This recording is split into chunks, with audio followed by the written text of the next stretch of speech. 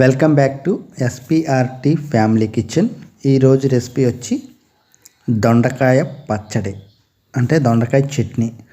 మనకి ఈ చట్నీ స్నాక్స్లోకి, టిఫిన్స్లోకి, అలాగే రైస్లోకి అన్నిటిలో కూడా చాలా చాలా బాగుంటుంది. మరి టేస్ట్ ఎంత బాగుంటుందంటే ఊహించని రేంజ్లో ఉంటుంది. మీరు ఒక్కసారి ట్రై చేయండి. చాలామంది చేసి ఉంటారు, కానీ మనం ఛానల్లో ఫస్ట్ టైం దొండకాయ పచ్చడి చట్నీ ఎలా చేయాలో చూపించబోతున్నాము. ఒకసారి చూసేయండి. బాగుంటే లైక్ చేయండి, షేర్ చేయండి, సబ్స్క్రైబ్ చేయండి. అలాగే మన ఛానల్ని ఒకసారి సబ్స్క్రైబ్ చేయండి. అలాగే ముందుగా మనం ఒక పావు కేజీ దొండకాయలు తీసుకొని వాటిని మొదలు అంటే ఈ చివర ఆ చివర కట్ చేసి చిన్న ముక్కలుగా కాకుండా మధ్యలో కట్ చేసి అలా 4 పీసెస్ కింద కట్ చేసేసుకుంటే సరిపోతుంది. ఎలా కట్ చేసుకున్నా పర్లేదు, మరీ చిన్న ముక్కలు అవసరం లేదు. పెద్ద పెద్ద ముక్కలుగా కట్ చేసుకున్నా ఇబ్బంది లేదు. అలాగని సెంటర్లో కూడా కట్ చేసుకొని 2 బద్దల కింద మనం ఉంచుకుంటే సరిపోతుంది. అయితే చాలామంది చిన్న చిన్న ముక్కలుగా కట్ చేయాలి అని అనుకుంటారు, అవసరం లేదు. డైరెక్ట్గా చాలామంది అయితే 2 పీసులు కాదు, అసలు దొండకాయలు డైరెక్ట్ కూడా వేయచ్చు. కానీ అవి ఆయిల్లో వేసినప్పుడు మన మీద పడతా ఉంటాయి తూలి. అందుకే ముక్కలుగా కట్ చేసుకోవడం వల్ల మనకు అదొక బెనిఫిట్. అలా ముక్కలుగా చిన్న చిన్న అంటే సెంటర్గా మీడియం ముక్కలుగా కట్ చేసేసుకొని మనం దొండకాయని ఫ్రై చేసుకొని మరి చట్నీ చేసుకుంటే చాలా టేస్ట్ ఉంటుంది. డైరెక్ట్గా పెడితే పిల్లలు కొంతమంది ఇష్టపడరు, అందుకోసం మనం ఈ విధంగా ట్రై చేస్తున్నాం.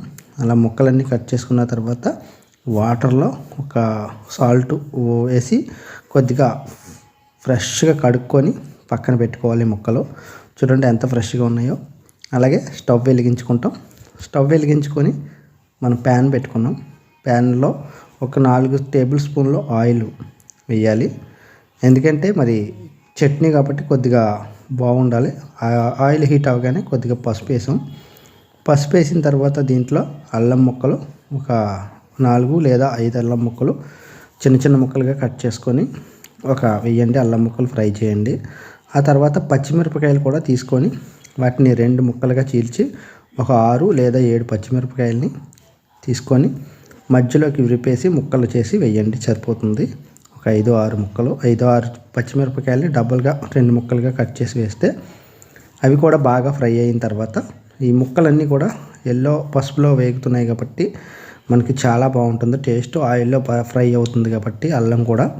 అయితే ఇది బాగా ఫ్రై అయిన తర్వాత మనం నెక్స్ట్ ఈ బాగా ఫ్రై అయిన ఈ యొక్క మరి అల్లం ముక్కలు పచ్చిమిరపకాయలని మిక్సీ జార్లోకి తీసేసుకోవాలి.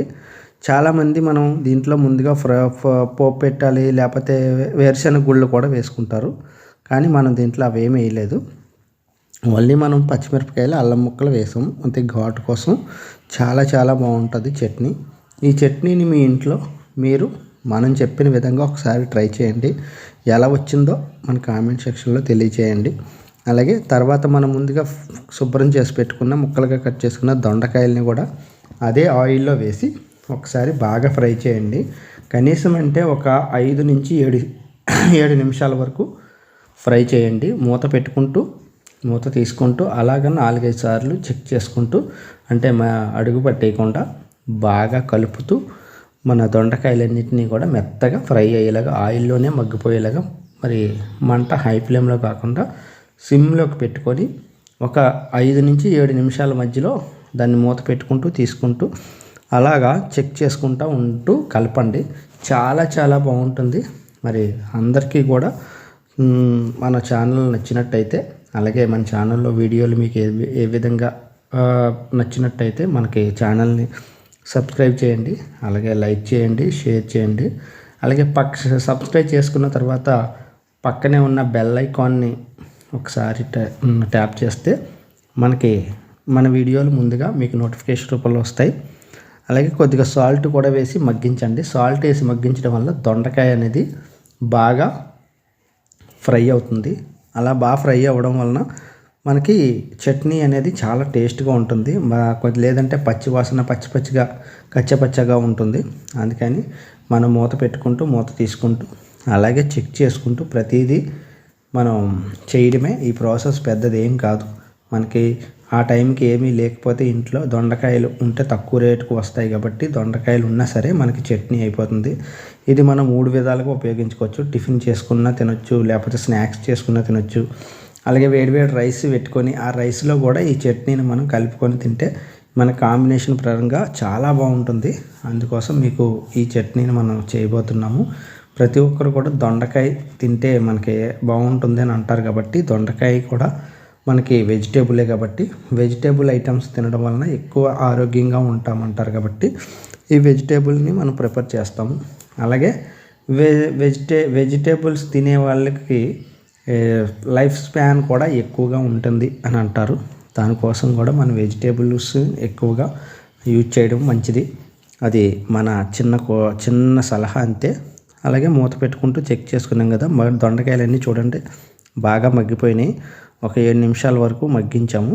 ఇలా మగ్గించిన దొండకాయలన్నిటినీ కూడా మనం మళ్ళీ మిక్సీ జార్లోకి ఇందాక పచ్చిమిరపకాయలు అలాగే అల్లం ముక్కలు తర్వాత ఇవన్నీ తీసుకున్నాం కదా, అదే మిక్సీ జార్లోకి మళ్ళీ ట్రాన్స్ఫర్ చేసుకొని మనం కొద్దిగా చల్లారనివ్వాలి. చల్లారి తర్వాత చేస్తేనే మనకు బాగుంటుంది.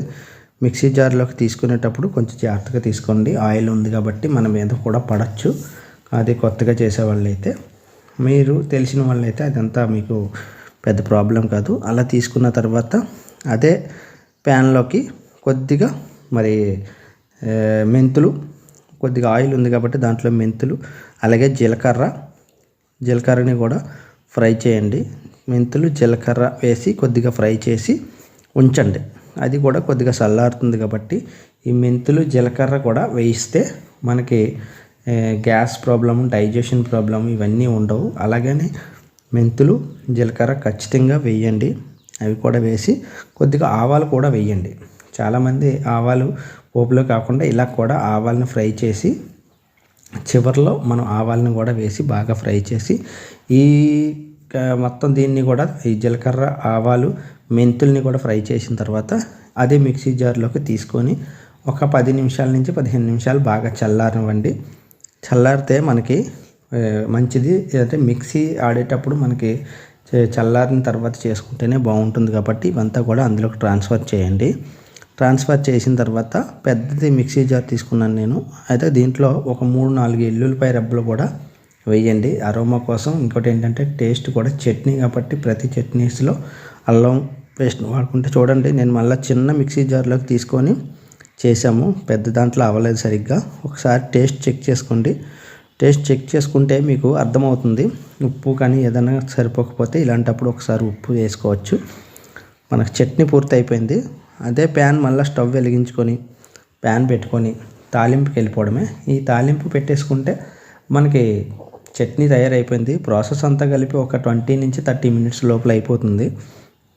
ముందుగా మరి మనకి పోపులకు కావాల్సినవన్నీ మీకు తెలుసు. శనగపప్పు, మినపప్పు, జీలకర్ర వేసాము. 2 వెల్లుల్లిపాయలు అంటే నామకరణంగా వేస్తాం అంతే, పెద్దగా అవసరం లేదు. అలాగే ఒక ఎండుమిరపకాయని, ఒకవేళ కారం సరిపోలేదు అనుకున్న వాళ్ళు ఇక్కడ 2-3 ఎండుమిరపకాయలు కూడా వేసుకోవచ్చు. మన కారం సరిపోయింది కాబట్టి ఒక ఎండుమిరపకాయని 3-4 ముక్కలు చేసి అలాగే కొద్దిగా కరివేపాకుని వేసాము. వేసి చివరిగా మళ్ళీ జీలకర్ర ఖచ్చితంగా వేస్తాం. జీలకర్రను వేసుకొని ఫ్రై చేసాం. వేసి లేదు జీలకర్ర వద్దు అనుకుంటే కూడా జీలకర్ర మీరు స్కిప్ చేయొచ్చు. మనం బాగా ఫ్రై చేయడం మాత్రం మర్చిపోవద్దు. ఈ ఫ్రై చేసిన తర్వాత ఈ యొక్క పోపు దినుసులన్నింటినీ కూడా మనం ముందుగా ఒక పక్కకి తీసి పెట్టుకున్న చట్నీ ఉంది కదా, అది దొండకాయ చట్నీ దాంట్లో వేసేస్తే ఎంతో మనకి గుమ్మగుమ్మలాడే దొండకాయ చట్నీ అంటే పచ్చడి తయారైపోయింది. ఈ పచ్చడిని మనం వేడివేడి అన్నంలో పెట్టుకొని తింటే మాత్రం అదుర్సండి. చూడండి, మనం ముందుగా ప్లేట్లో తీసుకున్నాం కాబట్టి మధ్యలో 2 నిమ్మకాయలు చెక్కలు కూడా మనం తీసుకొని మనకి జ్యూస్ చేసి పెట్టుకోండి. ఆ నిమ్మకాయ చెక్కల జ్యూస్ని కూడా అందులో వేయండి. వేస్తే మనకు చాలా టేస్ట్ ఉంటుంది, పుల్లగా ఉంటుంది. మిక్సీ జార్ చేసేటప్పుడు అది నేను వీడియో మిస్ అయింది అనుకుంటాను. అయితే అంతేనండి, ఎంతో ఈజీగా ఎంతో గుమ్మగుమ్మలాడే దొండకాయ పచ్చడి రెడీ అయిపోయింది. ఈ మాత్రం దానికి ఎంతో ఇబ్బంది పడాల్సి చాలా బాగుంటుంది. ఒక్కసారి ట్రై చేయండి, మీకు నచ్చితే అలా చేసుకోండి. లేదు అనుకుంటే అక్కడతో స్టాప్ చేయండి. Thank you very much. నాకైతే చాలా బాగా నచ్చింది. Thank you.